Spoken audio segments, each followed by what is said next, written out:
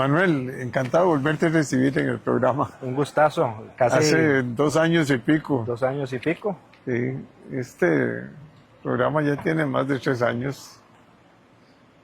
Sin patrocinio, sin compromiso. Eso ha sido interesante. Y muy diverso, Y muy diverso. de todo, ¿no? De todo. Sí, porque la sociedad es una mezcla tanto son sectores muy distintos, el agrícola, el cultural, tanto, o sea, hay eh, los valores. Estoy tratando de esforzarme por terminar haciendo libros de cada uno de los sectores que me parece que conforman la sociedad. Bueno, hablemos de comercio exterior. Muy movido, ¿ah? con el presidente Trump, esto se mueve continuamente, pero bueno, ahí se va sentando poco a poco, ¿ah? Se habla a veces, lo importante es tener el piso todos iguales, ¿verdad? Para poder competir nivelado.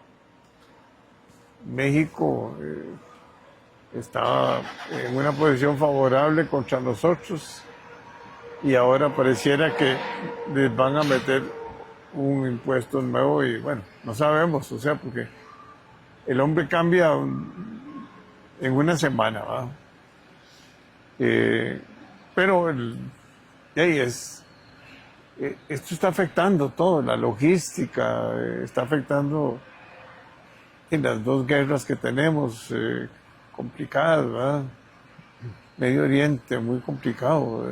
Podría subir los precios del petróleo y eso nos pone en una posición también muy difícil, ¿verdad? Bueno, hablemos un poco de nuestro comercio más importante, nuestro socio comercial más importante es Estados Unidos. Los 200 y pico mil de empleados de las zonas francas, casi que podemos decir que un 85% es de inversión americana y que, bueno, hasta ahora hemos tenido mucho éxito, ¿va? Ahora está ahí la ley famosa 4.3 que es crítica, importante para poder competir y para manteniendo lógicamente todas las regulaciones laborales y todos los derechos laborales intactos, ¿verdad? Pero sí se vuelve, es un elemento de gran discusión que ha venido, estaba ya para votarse después de no sé cuántos años de estar en discusiones, ¿no? 25 casi. 25. Pero ya el muchacho nació, fue a la universidad, salió, ya se graduó y está en el mercado laboral y todavía no hemos podido. Bueno, pero tenemos que hacerlo. Así es. Manteniendo ciertas condiciones, ¿eh? ¿Sí? No se puede obligar a todos los empleados a que se metan pero las empresas tienen que competir en el mercado internacional. Y si hay otros países que tienen ese 4.3, nos van hay mucha inversión que se paraliza porque necesita el 4.3. No es que sea, no, es que se necesita para competir. Bueno, hablemos un poquito del 4.3. ¿Qué crees? Vamos a lograr consenso para le metieron 2.500 mociones, eso es prácticamente paralizarlo, ¿eh? Paralizar la actividad de la Asamblea. Y causar un efecto negativo para los inversionistas, ¿verdad? Por supuesto. Sí, don Jorge. Usted lo ha explicado muy bien en su introducción. Costa Rica no está sola. No. Y Costa Rica ya per se tenemos retos endógenos complicados, complejos de competitividad en un sistema político donde pues el Poder Ejecutivo tiene un estrecho margen de maniobra, la verdad, porque así se diseñó y se fue rediseñando el aparato estatal a lo largo de los últimos años y la forma en que está diseñado dificulta emprender y tomar acciones. Además de esto, una cultura de burocracia que no sé de dónde llegó o podemos entender por qué se sostiene, la tramitología, la excesiva regulación, alguna innecesaria que no tiene respaldo o sustento técnico, algunas fuentes o corrientes ideológicas que también han venido a agravar la situación, donde lejos de procurar un balance entre, por ejemplo, la salud o la protección del medio ambiente y el entorno de negocios, pues pareciera que hay regulaciones que lejos de favorecer la generación de empleo, lo que hacen es entorpecer y poner obstáculos. Entonces, tenemos un entorno interno muy complejo, con muchas fuerzas, no solamente dentro de la institucionalidad del Estado, pero fuerzas, digámoslo así, fuera del Estado, intereses privados, intereses de algunos gremios, no voy a decir ninguno para no echarme un pleito, pero que han generado como una especie de Frankenstein, una atrofia del aparato estatal y que nos impide actuar y accionar con la celeridad que el mundo y los mercados demandan. Y esto me lleva a jornadas excepcionales. Vivimos también, además de estos retos internos que tenemos, en un entorno internacional cada vez más complicado. La guerra en Europa, las tensiones en el Medio Oriente, la pandemia, que todavía pues se siguen viendo los efectos en algunos sectores, en algunas economías o algunos sectores. El turismo es uno de ellos. El turismo por vía terrestre no nos hemos podido recuperar. Entonces, ahora viene una incertidumbre, un nuevo paradigma comercial con esta política arancelaria impulsada de los Estados Unidos, la erosión del sistema multilateral de comercio. Todo esto genera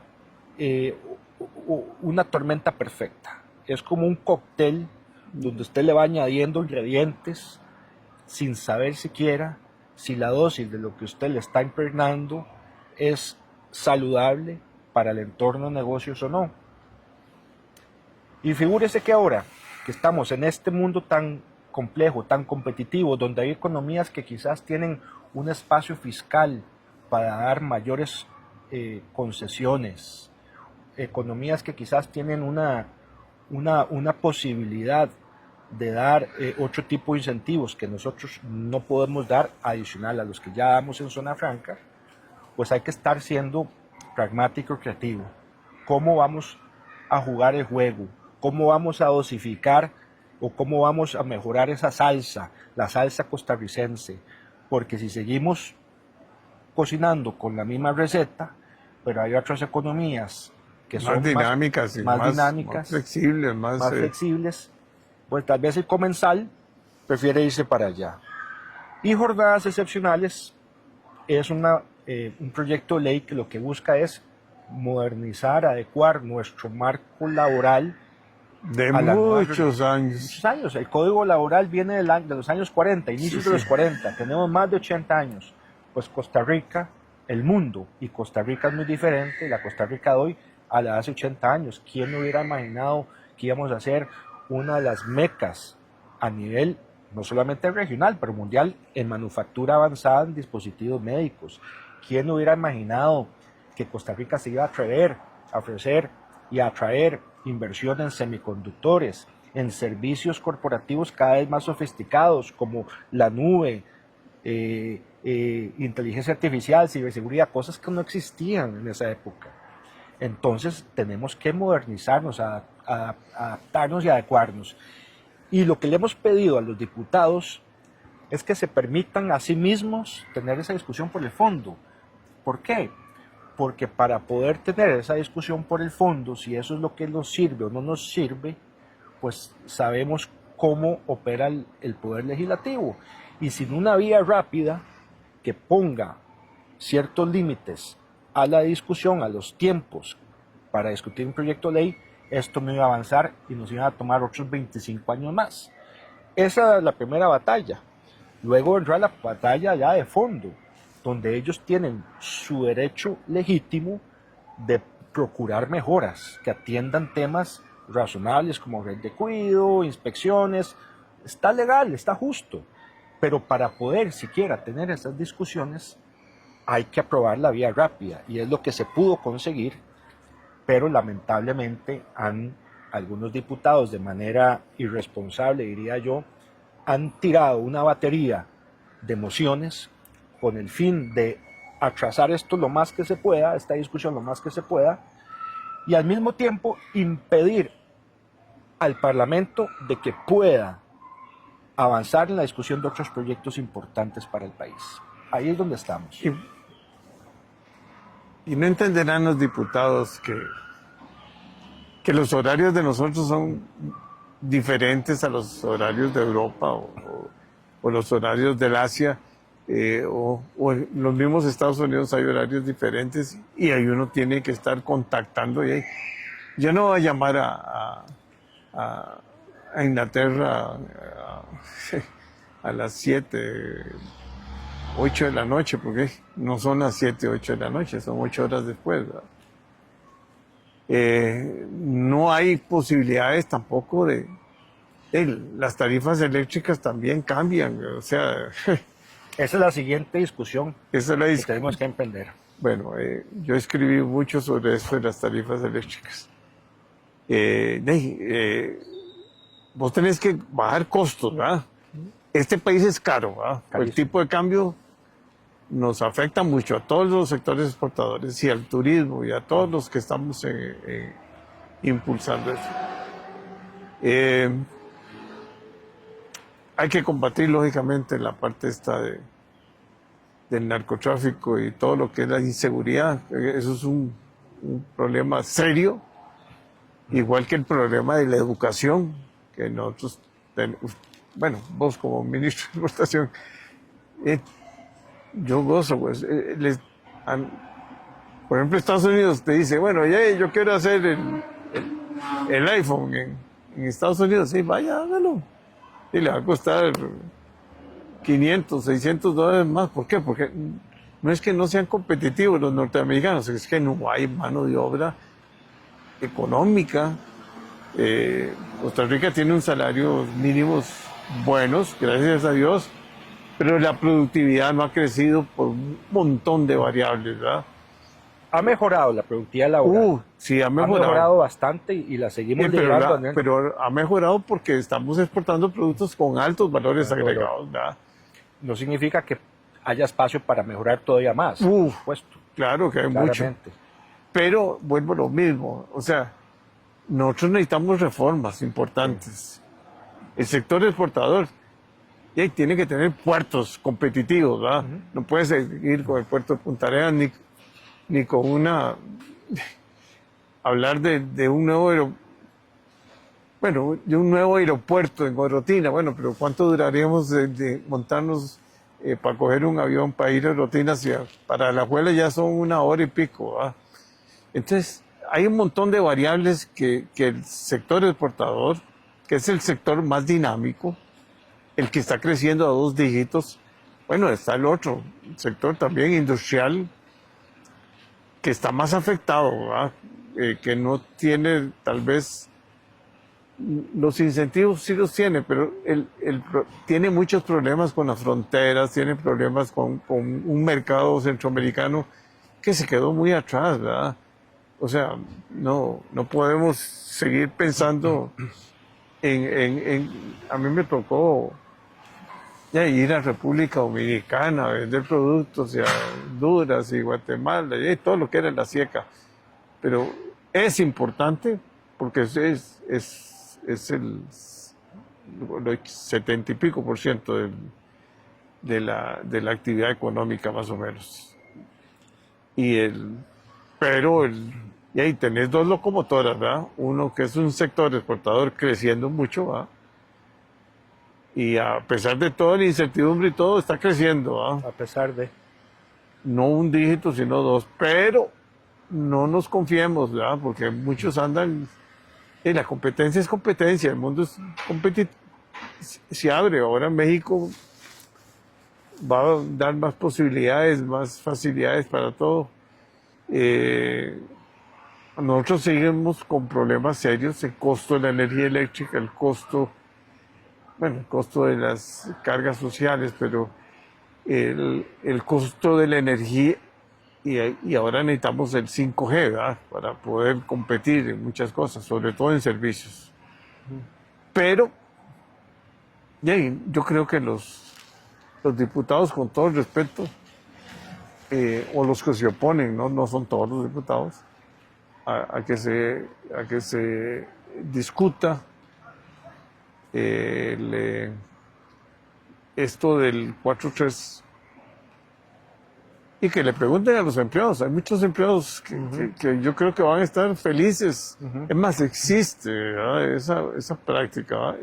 Y le puede ayudar al sector de turismo, al sector exportador y a muchos sectores. La flexibilidad de trabajar 4 días, tener 3 días de descanso, ¿verdad? Pero yo creo que ahí hay que tocarle las fibras, ¿verdad? A los que se oponen, para decirle cuál es la realidad, que no la conocen. Bueno. Y que quizás no conocen tampoco algunos diputados lo que el propio proyecto de ley establece. No. Porque eso es acotado a cierto tipo de industrias especiales que no pueden ser interrumpidas. Usted sabe los costos de parar una máquina en Intel, en Boston Scientific, y que es voluntario. Si usted decide acogerse, lo hace, y si no, pues no. Punto. Pero me parece que porque los arranques, la energía hace así, ¿verdad? Ahí es donde más se gasta. Donde más se gasta, mientras calentas. Y eso me lleva al siguiente punto. La siguiente discusión que tenemos que emprender con seriedad y madurez, y ojalá que la podamos ejecutar en este tiempo que queda, que va a ser complicado, es la discusión energética. Aquí los costos son altísimos y se les impide a los sector privado que puedan generar y hasta distribuir su propia energía. Venderla a toda Centroamérica. Y esa es la siguiente discusión que tenemos que tener, y sé que requerirá mucho despliegue político, pero requerirá mucho amor por el país. Cargas sociales, lo ha dicho la misma OCDE, que son las más altas. Son las más altas. ¿Ves? Para eso están los directivos de la caja, para eso están las personas competentes en este tema, que tienen que eventualmente revisar esto y tomar las decisiones valientes que se requieren en este país. Las cargas sociales son altísimas y es un asfixio, particularmente para los más pequeños, para las pymes, para los pulseadores y las pymes. Y las pymes no crecen. Las pymes están simplemente en una situación cada vez menos competitiva. Bueno, por eso mismo, si se les da un respiro en los costos energéticos, en las cargas sociales, ahí se puede hacer algo interesante, aplicado, acotado, para empezar hacia las pymes o las que tengan cierto umbral. Sí. Empecemos por ahí. Y acompañarlos también, ¿verdad? Por supuesto. Se tienen las leyes, se tienen tarifas, se tienen cargas sociales que ahora van aumentando poco a poco conforme crece la empresa. Pero no, el acompañamiento es fatal, ¿verdad? Y llegan a un banco y ahí se ponen a morir. Es delicado. Usted habló también del tema de Centroamérica. Es un mercado muy importante donde principalmente quien exporta ese mercado son pymes y régimen definitivo, por supuesto. Sí, todo el régimen definitivo. Son más dolientes. Nosotros hemos venido con una agenda de diversificación comercial para buscar otras alternativas de mercado. No tan lejos, en el sur, Ecuador. Por supuesto, estamos viendo a Medio Oriente, a Emiratos, Israel, el Acuerdo Transpacífico, la Alianza del Pacífico. Lo que pasa en Centroamérica es interesante, y es que es el esquema de integración económico los más viejos del mundo. Junto a la integración europea, las comunidades europeas, el de Centroamérica son de los más viejos del mundo. Pero no hemos ni siquiera podido evolucionar, integrarnos en temas como servicios. Costa Rica es una economía de servicios, cada vez más. Pronto las exportaciones de servicios al mundo van a estar empatados con las de bienes. Y muy pronto, cuestión de pocos, menos de dedos de una mano. Panamá es una economía de servicios. El Salvador cada vez es más de servicios. Y no hemos podido tener esas discusiones. Centroamérica hemos querido impulsar una agenda de modernización. Recientemente concluimos la presidencia pro tempore, ahora la asumió Panamá. Pero todavía en Centroamérica tenemos visiones muy diferentes. Y es cierto, caigamos mal, porque a veces dicen que los ticos somos presumidos, pero somos una economía OCDE y hemos dado ciertos pasos hacia adelante, y el nivel, digámoslo así, de madurez societal, económica, de Estado institucional es diferente. Hay países que nos cierran los mercados, y Panamá nos cerró los mercados abajo. De leche Y un montón de cosas más. Ganamos una disputa en la OMC, apelaron bajo un sistema que no tiene jueces y ahí quedó en un limbo la solución del caso. Honduras es el país que más viola los principios fundamentales de todo esquema de integración: libertad, tránsito y competencia. ¿Cómo funcionaría la Unión Europea, el espacio Schengen, si un país dice yo no cumplo con la libertad, tránsito de competencia? El sistema como tal colapsa con que uno solo. Entonces, y lamentablemente a nivel centroamericano estamos dando, como dicen en inglés, baby steps. Han pasado cosas importantes, no lo niego, pero yo quisiera ver a Centroamérica más madura, más consolidada, más próspera, más profunda, y proyectarnos al mundo como lo hacen las economías de la ASEAN, que comparten un espacio geográfico específico, determinado. Pero con todos pensando igual, pero los niveles de desarrollo son amplios. Costa Rica ha avanzado mucho. La OCDE, vea, estuve en Lima, en Perú, la semana antepasada, y me preguntan ¿cómo se ha transformado Costa Rica a través de la OCDE? Yo no le puedo decir que tal reforma puntual nos llevó allá, pero en su conjunto, el espíritu reformista y las ganas y el sello de calidad que usted le manda a los inversionistas extranjeros, que es una economía OCDE, ya lo ven diferente. El PIB per cápita de Costa Rica en el año 2015, cuando iniciamos el proceso de adhesión, rondaba los 11,000 y pico dólares. Hoy estamos rondando casi los 19,000, 18,000 y pico, en 10 años. La informalidad sigue siendo altísima, en 36 punto algo, por ahí anda. Estaba en el 47% hace 10 años. Son avances notables que demuestran que si usted cumple con las reglas, hace las reformas que tiene que hacer, eso paga. Hoy somos un país de renta alta. Hay quien dice que eso es malo. Yo lo veo positivo. Claramente no hay una distribución de la riqueza de una manera equitativa, como no lo hay en muchas otras economías, como no lo hay en los Estados Unidos. Hay unas desigualdades profundas. Pero el hecho de que maduremos como economía a nivel global, sí, tal vez los préstamos nos van a salir más caros. Tal vez, ¿verdad?, vamos a recibir menos cooperación internacional. Pero no es ahí donde queríamos llegar. Entonces, Costa Rica sí ha dado pasos importantes. Tenemos muchísimos retos, como usted dice. Infraestructura, en educación, en tramitología. Este gobierno, impulsado por el MEIC, ha venido cortando. ¿Serán suficientes? No lo sé. Siempre hay más que hacer. Pero aquí hay una burocracia, don Jorge, que se ha enquistado en el aparato estatal, que no nos deja encontrar un balance entre qué es lo adecuado, lo ideal en protección ambiental y en generación de empleos, en protección de salud y en generación de empleos. Porque no hay mejor política social que generar empleo. Si usted no tiene empleo, no tiene que comer. Y esa es la política social más importante. Para eso tenemos que reducir regulaciones excesivas, inoperantes, que atrofian el Estado, que atrofian los negocios. Tenemos que buscar más mercados. Costa Rica es una nación, una economía que se fundó con exportaciones a Europa de café. Hemos sido exitosos. ¿Y por qué de repente algunos sectores que han sido exitosos en insertarse en los mercados tienen miedo a competir?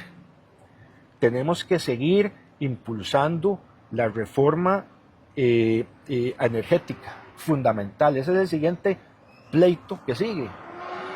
Superado, ojalá, el tema de jornadas excepcionales, las cargas de la caja, las cargas sociales. El puerto Caldera finalmente ya está a la luz, se sacó la concesión, hubo un reclamo, la Contraloría tuvo que revisarlo, se tuvo que adecuar el cartel, pero eso es cuestión de tiempo.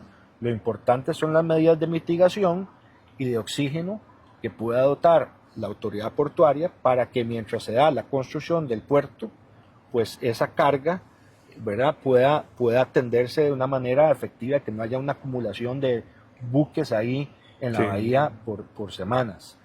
Los puestos fronterizos, estamos a las puertas el 24 de julio, inauguraremos el puesto fronterizo terrestre más moderno de América Latina, en Peñas Blancas, un préstamo del BID, la mayor obra pública que se ha hecho en esa zona tan deprimida. En Peñas Blancas, el puesto fronterizo que va a estar todos los procesos optimizados, digitalizados. Lo invito a que lo vaya y lo vea con sus propios ojos, y eso va a facilitar no solamente el tránsito de mercancías hacia nuestro tercer mercado del mundo, que es Centroamérica, empata con Europa.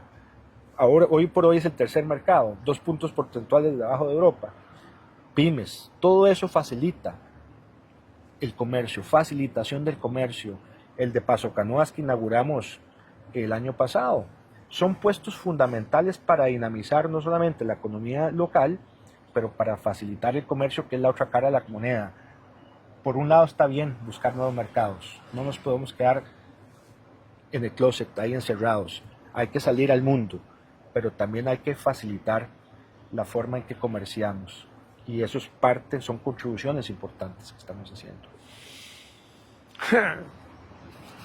Hagamos para 5 programas, pero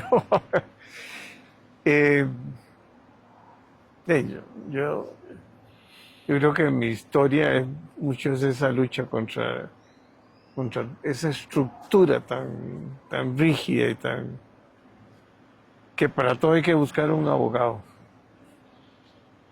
Yo gozaba cuando iba a firmar un decreto, alguna cosa, y tenían que venir como las 5 firmas de 5 abogados ahí para que yo la pusiera, porque en cualquier momento también te demandan, ¿verdad?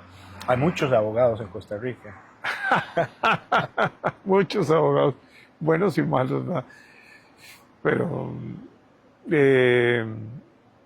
es que la legislación, si usted ve la estructura del Congreso, díganme cuántos ingenieros hay. 1, si acaso. No sé, pero vuelve lo mismo. No, si acaso hay politólogos, hay sociólogos, hay psiquiatras, hay de todo, pero un 70% son abogados. Así es. Y lo que se requiere es una mentalidad también de ingenieril, ¿verdad? Yo soy ingeniero, ¿verdad? No estoy defendiendo, pues soy ingeniero químico. Tengo una maestría en administración de negocios y en INCAE, una alta gerencia en INCAE y después el IPADE. Pero la mentalidad de uno es distinto. O sea, a mí cuando yo tenía que ir a batallar con los benditos trámites, ¿verdad? Me sentaba con los abogados de las instituciones y comenzaban a sacar ahí, es que en el decreto tal, en el esto, lea la letra menuda. Y sí, y eso es asfixiante, ¿verdad? Yo creo que tenemos que escoger ahora nuevos gobernantes, ¿verdad? Aquí hay que consensuar ciertas cosas, ¿verdad? Negociar por mayoría, aunque sea mayoría simple. Algunas será 2/3 partes en el Congreso, algunas otras va a ser simple, ¿verdad? Pero hay que buscar cómo agilizamos todo. A mí me tocó el TLC, y el TLC fue una batalla grande, ¿verdad? Unos en contra, otros a favor. Unos decían que iban a venir taxis amarillos de Estados Unidos, y que el agua le íbamos a exportar. Había cualquier cantidad de fantasías. Y en ese tiempo no eran tan fuertes las redes sociales, ¿verdad? Pero yo me imagino que con la capacidad que hay ahora, con las redes sociales, hubiera dicho que iba a venir aquí, no sé, cualquier cosa. Y fue una batalla importante y se ganó, no por un amplio margen, porque ahí fue una batalla Por poco y al final. y al final. Pero cambió el mundo, cambió a Costa Rica. O sea, Sin duda. esa fue la gran transformación ahí. Ahí se abrieron las telecomunicaciones, pasaron un montón de leyes, ¿verdad? Después había que negociarlas en el Congreso, ¿verdad? Pero le dio vuelta a lo que traíamos, ¿verdad? Yo creo que va a haber que hacer una reforma importante, ¿verdad? Hay que plantear reformas importantes, pero sin entrar en un enfrentamiento pero todas las cámaras empresariales, todas tienen que participar, igual que los sindicatos y los cooperativistas y los solidaristas, en fin. Las transformaciones son grandes, por ejemplo, la misma caja, el mismo Ministerio de Educación Pública, todo lo que tiene que ver con el MINAE, todo lo que tiene que ver con energía. Pero esa batalla la vamos a hacer. Usted está muy joven y con buenas ideas. Gracias por lo de joven. Y tiene todavía grandes oportunidades, sí, sí. A mí me ha tocado batallas muy duras, pero con mucha fe, con mucha esperanza, sin perder el impulso, hemos logrado cosas que hay generaciones de generaciones que luchan. Ahora los jóvenes están como quien dice, no saben ni por quién votar. La mayoría de las gentes están desilusionados de los partidos políticos.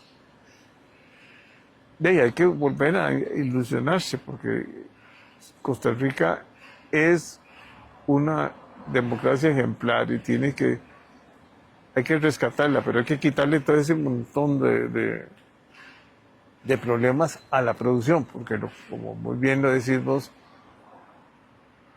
el empleo es la clave de todo. Y si hay más empleo en Costa Rica, mejor pagado, vamos a estar todos mejor. Bueno, muchas gracias. Y te espero ver